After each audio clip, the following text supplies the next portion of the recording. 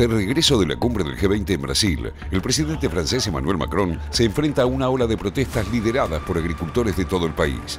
Las manifestaciones responden al posible avance tras 20 años de negociaciones del Acuerdo de Libre Comercio entre la Unión Europea y el Mercosur, integrado por 5 miembros plenos: Argentina, Brasil, Bolivia, Paraguay y Uruguay, y uno suspendido, Venezuela.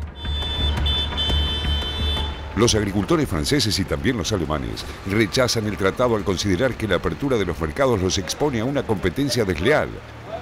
Le Mercosur, on en est contre parce que c'est la mort de notre agriculture française, parce qu'on ne peut pas battre à armes égales, parce que c'est des gens qui ne respectent aucune loi environnementale que nous. C'est pas posible. On va passer la nuit. El pasado lunes hubo más de 80 protestas en diferentes regiones francesas. Los manifestantes bloquearon el puente que conecta Francia y Alemania y realizaron actos simbólicos como la colocación de horcas y cruces de madera para representar la muerte del agro. En Limoges incendiaron fardos de paja y arrojaron estiércol líquido a oficinas gubernamentales, al igual que en Agen, al sur del país. Alors cette date aujourd'hui, parce que nos gouvernements sont en Amérique du Sud pour signer l'accord du Mercosur, et ça, cet accord, on n'en veut plus, on n'en veut pas. Tout ce qui est distorsion de concurrence est mortifère pour l'agriculture française. Les traités depuis des décennies se succèdent, et à chaque fois l'agriculture, c'est la variable d'ajustement. Et ça, on dit stop, on ne veut plus que l'agriculture soit cette variable d'ajustement qui grève nos trésoreries d'année en année. Los agricultores europeos argumentan que los productos sudamericanos como la carne vacuna y el pollo no están obligados a cumplir con las estrictas normas de la Unión Europea sobre pesticidas, hormonas, uso de la tierra y sostenibilidad ambiental. Esto se suma al descontento del sector por los bajos ingresos y las regulaciones que consideran onerosas. Le mot d'ordre de la journée, il est de bloquer la frontière espagnole pour toutes les raisons qui ont été évoquées depuis des mois et des semaines, les distorsions de concurrence, notamment celles qui sont intra-européennes et qui viennent de chez nos amis espagnols. C'est un des buts, et de durer le plus longtemps possible pour faire pression sur nos gouvernants, pour ce qu'il en reste, et pour ceux qui négocient le Mercosur, alors qu'il n'y a rien à négocier. C'est niet, niet, niet et niet. La posible firma del acuerdo comercial entre la Unión Europea y el Mercosur profundizó las divisiones en el bloque. Con el respaldo de países como Alemania y España, la Comisión Europea busca cerrar el tratado antes de fin de año, aunque los lineamientos se definieron en 2019. La falta de consenso retrasa su aprobación. Presionado por el sector agrícola, el presidente Macron reiteró el rechazo de Francia al pacto y aseguró que Italia y Polonia se sumaron a la negativa. Ensuite, on continue à avoir des intérêts, on ne veut pas se fermer. Donc nous, on veut protéger notre agriculture. On a une agriculture de qualité qui a fait beaucoup d'efforts. On veut faire la même chose que ce qu'on a fait sur d'autres traités. Et moi, je pense qu'il faut repenser la relation avec cette sous-région, soit le Mercosur, soit peut-être le Brésil, parce que je comprends que l'Argentine n'a peut-être pas envie de le faire dans un cadre régional. En caso de que se firmara el tratado sin el consenso francés, París necesitaría crear una minoría de bloqueo para impedir su aprobación. Esta opción requiere que al menos 4 de los 27 países de la Unión Europea se opongan al acuerdo comercial, siempre y cuando los partidarios del mismo no alcancen el 65% de la población del bloque. Wir müssen das Freihandelsabkommen Mercosur jetzt nach über 20 Jahren mal endlich fertig kriegen. Das hat viel zu lange gedauert, wie das verhandelt worden ist, und das ist kein gutes Beispiel für eine gute Praxis. Wir brauchen mehr Freihandelsabkommen. Die Welt verändert sich, und wenn wir El acuerdo comercial promete crear un mercado potencial de 780 millones de consumidores, convirtiéndose en la mayor área de libre comercio del mundo, que podría movilizar el 20% de la economía global. Los términos del entendimiento establecen la eliminación del 93% de los aranceles europeos para los países sudamericanos. Los exportadores del Mercosur se verían beneficiados con el acceso al mercado europeo de productos como carne vacuna, pollos, azúcar y etanol, entre otras mercancías. En términos específicos, permitiría la importación de 180.000 toneladas de carne de ave al año, lo que representa el 1,4% del consumo total de aves para 2024. A esto se sumarían 99.000 toneladas adicionales de carne vacuna, 190.000 toneladas de azúcar y 1 millón de toneladas de maíz. Por otro lado, permitiría a los productores europeos aumentar sus exportaciones de productos como vino, queso, leche en polvo y aceite de oliva hacia Sudamérica. Sin embargo, el futuro del acuerdo aún es incierto. Las tensiones dentro de la Unión Europea encabezada por Francia junto con la resistencia de los agricultores europeos generan dudas sobre la posibilidad de alcanzar una firma antes de fin de año como esperan los países que apoyan el acuerdo.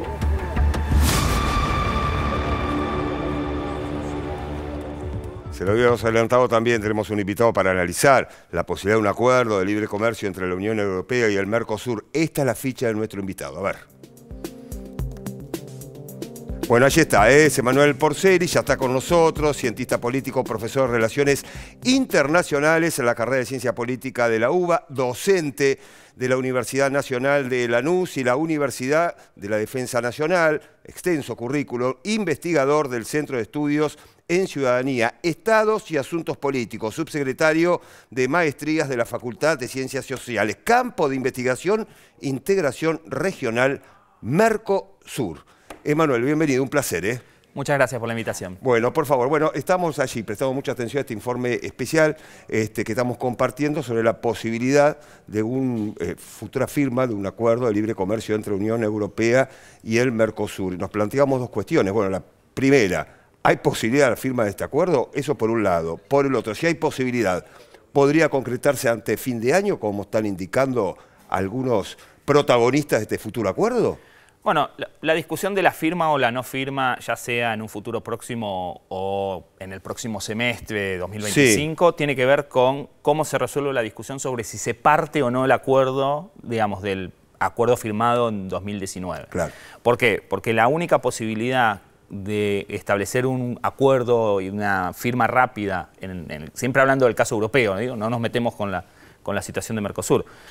Una firma rápida es dividiendo el capítulo comercial y ambiental del resto, que necesita sí o sí pasar por los 27 parlamentos nacionales y lograr la aprobación de los 27 parlamentos nacionales.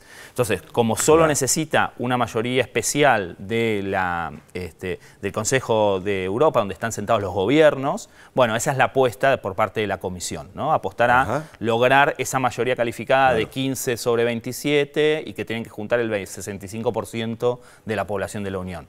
Eso es lo que está intentando Francia trabar, ¿no? Buscando otros actores, otros gobiernos nacionales, con los cuales lograr una minoría de bloqueo. Se entiende. Emma, en ese sentido, bueno, preguntarte un poco, lo veíamos en el informe, pero ¿cuál dirías que es ahora, cuáles son los principales impedimentos, por un lado, y qué impacto tienen estas protestas que se empezaron a ver nuevamente en Europa de los agricultores, que se vieron muy fuertemente el año pasado también, incluso en la sede de la Unión Europea? A ver, el primer impedimento es que el acuerdo que se firmó en 2019 es como una especie de caja de Pandora que nadie está de acuerdo, pero nadie quiere abrir. Claro. Digamos, el mundo de 2019 fue antes de la pandemia, antes del Pacto Verde Europeo, antes de un conjunto de procesos, tanto en América del Sur como en Europa, que modifican el escenario. Entonces, hay una tensión todo el tiempo entre ese acuerdo no nos convence a ninguno, pero ninguno quiere reabrirlo para estirar el proceso de negociación, ¿no? Entonces digo, me parece que lo primero que hay que decir es eso.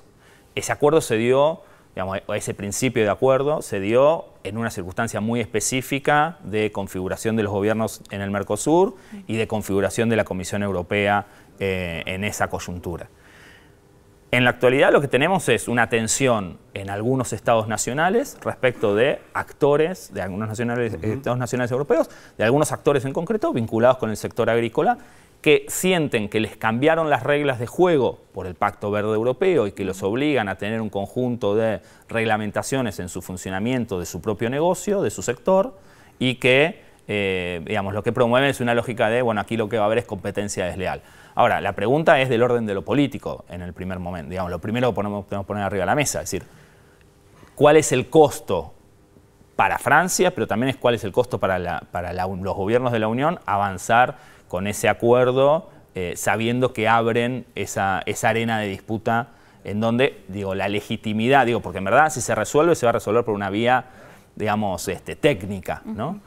pero la legitimidad democrática del proceso está bastante diezmada. Y mientras tanto, Emanuel, el Mercosur, sobre esta cuestión que vos te vas haciendo hincapié, digo, ¿en qué lugar está ubicado? A ver, el Mercosur transita de un tiempo a esta parte un proceso de no definición respecto de su agenda de relacionamiento externo, ¿no? Digo, por un lado, está claro que desde el año 2000 para acá se ratificó, con la decisión 32-2000, se ratificó lo que estaba establecido en el Tratado de Asunción respecto a la negociación bloque completo. Sí, claro. Eso fue lo que bloqueó los intentos del gobierno de Lacalle Pou, que termina, digamos, que tiene elecciones claro, mañana, pasado mañana, sí. El acuerdo unilateral con China, ¿no? Entonces, por un lado, eso está bastante claro, pareciera. Pero por el otro lado, las negociaciones están todas abiertas y ninguna sin resolver, en parte porque la propia discusión sobre el relacionamiento externo del Mercosur y qué queremos como región respecto de esos acuerdos no está definido, digamos, no está definido por los vaivenes políticos de la región y por los vaivenes económicos de la región. Sí. Ahora, en ese sentido, bueno, bastante se habla de la región y sobre todo comparándolo con la Unión Europea. Me acordaba, creo que era López Obrador, uno de los que decía, bueno, queremos que la CELAC sea como un bloque como la Unión Europea, y sin embargo, de pronto lo que se ve en la región es que si son gobiernos más de derecha, se refugian digo, más allá de las diferencias, por supuesto que puede haber como un bloque como el Mercosur de lo que puede hacer el Grupo de Lima o después la UNASUR con los gobiernos más de izquierda. Digo, muchas veces se habla si tiene que ver con una inmadurez política de la región, esto de cambian los gobiernos, cambia el color político y a su vez cambian también estos bloques. ¿Cómo lo ves en ese sentido acá en la región? Y preguntarte también por la Unión Europea, ¿no? Te preguntaba fuera del aire, ¿qué puede llegar a pasar cuando se habla de que Francia es uno de los países que más por ahí peros pone? ¿Qué puede llegar a pasar, por ejemplo, con una Marine Le Pen en el gobierno? ¿Puede llegar a modificar algo o justamente porque es un bloque más fuerte no modificaría esta situación? No, a ver, arranco del final y después vuelvo a la región. Me parece que hay esa tensión entre los euroescépticos, de los cuales una parte importante, en el caso de Francia, el electorado, digamos, es un electorado cercano a Le Pen, ¿no? Pensemos en el propio proceso del Brexit, ¿no? Que hoy está fuera, digamos, es el que está fuera, pero que la discusión, en parte, la discusión del Brexit respecto de Bruselas tenía que ver mucho con vinculado con el sector agrícola inglés, ¿no? Entonces, ese mismo proceso está presente. Y está presente como en un doble registro, porque también es verdad que el agro francés, distinto del agro de los países que se incorporaron a la Unión en los 2000, ¿no? Polonia, por ejemplo. Pero digo, el agro francés existe y solo existe por los fondos europeos, ¿no? Porque fue una decisión de la negociación que hizo De Gaulle para que ingresara el Reino Unido en fines de los 60 y principios de los 70, ¿no? Digo, también es verdad, pero efectivamente hoy en el presente, hoy ese electorado, que es un electorado posiblemente que pueda ser captado por Le Pen, puede encontrar en ese registro del euroescepticismo un vínculo de articulación política, ¿no? Con otros actores, ¿no? Porque digo, el euroescepticismo trasciende al agro, pero sí podría ser un vector de vinculación, como lo fue en el caso del Brexit, ¿no? Ahora, respecto de la región, a mí me parece que hay, por un lado, los vaivenes de la política, los vaivenes de la economía, pero también es real que el Mercosur a actores económicos y actores productivos concretos le ha sido útil, ¿no? Como mercado ampliado, con sus limitaciones, con cosas que tiene que seguir repensando, cosas que están en el tintero hace un largo tiempo, pero efectivamente hay actores concretos que le dan vida al Mercosur. Esa es la diferencia del Mercosur respecto de otros procesos, ¿no? Y eso me parece que es un factor que diferencia de algunas experiencias regionales que hoy están en un proceso mucho más alicaído. Gracias, Emanuel, por haber venido. Un placer, como siempre, ¿eh? Gracias a ustedes.